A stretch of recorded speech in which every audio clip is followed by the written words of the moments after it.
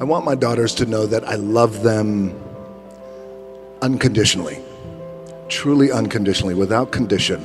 And I have a daughter who's 18 years old. Her name is Simone.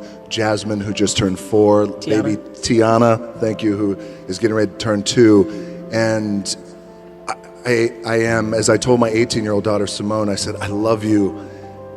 I'm going to tell you I love you every day. I'm going to text you I love you. So you're one of those say the words out loud. Yes, because I didn't get that. And Yeah.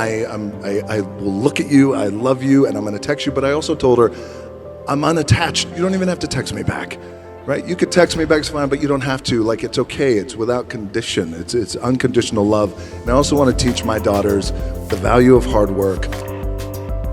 More importantly, I want to teach my daughters the value of being kind and how important that is. It was definitely my work ethic. My dad was a man who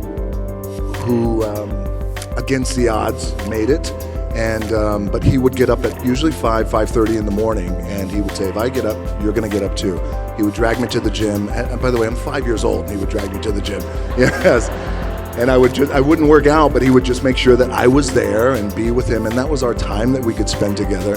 And but I would say my work ethic from my dad. My dad always said too that regardless of what you do in life and where you go, respect is going to be given when it's earned, and you have to go out and earn it every single day.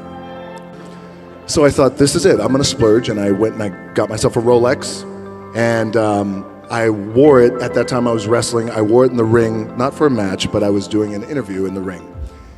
And I wore it in the ring, and a melee broke out, which always happens in the wild world of professional wrestling. One of the wrestlers fell on the Rolex when it came off. It broke. Live TV, and you see me, oh my gosh, my Rolex. And I'm supposed to be in the moment and wrestling these other guys. Oh no, my Rolex. Like you could see the tail. I'm trying to get my Rolex, and somebody's like kicking me, and they're trying to get it. So I finally get my Rolex back. I go backstage and I look at it. I'm heartbroken now. This is my thing. And I go home that night, and I remember immediately thinking, this is a sign. And I believe in signs. Yes, you know, it's a sign. Yeah. And I will, and I don't need it, and it wasn't right for me at that time, and I never got anything like that again. So when I first started wrestling, the idea was, well, why don't you call yourself Rocky Maivia? Out of respect for your dad, Rocky Johnson, and your grandfather, Peter Maivia. I hated the name. And I thought, well, I just wanted to make my own way, and I wanted to be independent. I love my family, but I don't want to do it like that because it feels like I'm trying to leverage their fame. The powers that be said, nope, that's your name. I was also told, well, when you go out and you wrestle, you have to smile. I want you to smile big. This is in the WWE. Why are you smiling if you don't beat Because people up? well, the idea was I was a rookie in the wrestling business. I was the wrestling business is a term called babyface, which is a good guy. I was being groomed as a good guy wrestler. Young, the idea was you're grateful for the opportunity. So when you go out there, I want you to smile. You can't smile enough. And I thought, well, what if I lose? Nope.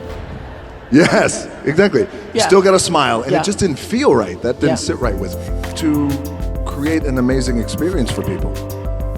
And that's important to me, because that's an opportunity that I have to give joy and help, whether it transform or a movie or a thing or whatever it is. Like that's the audience's experience. Audience experience is something that's deeply personal to me.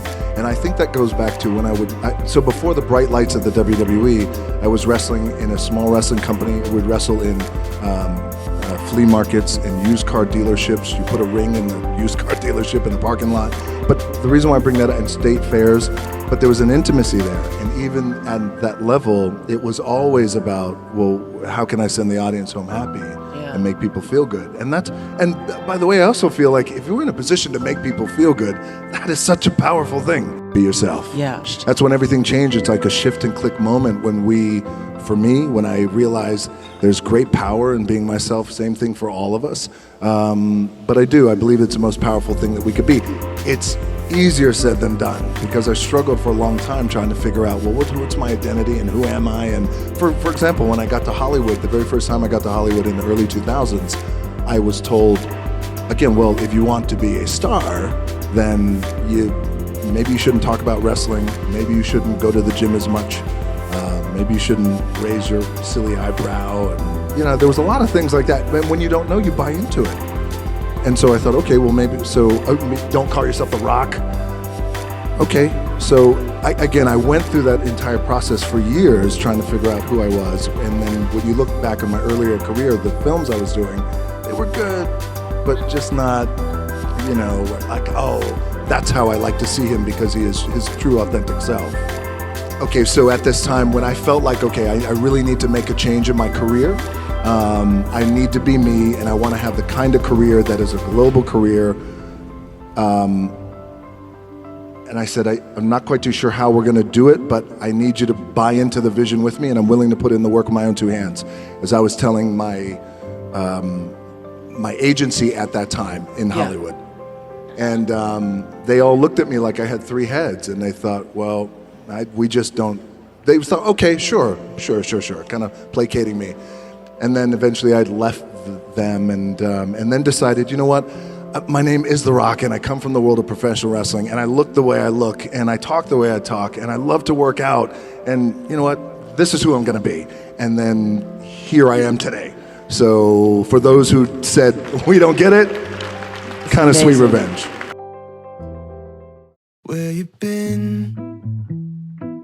Running from things that you know.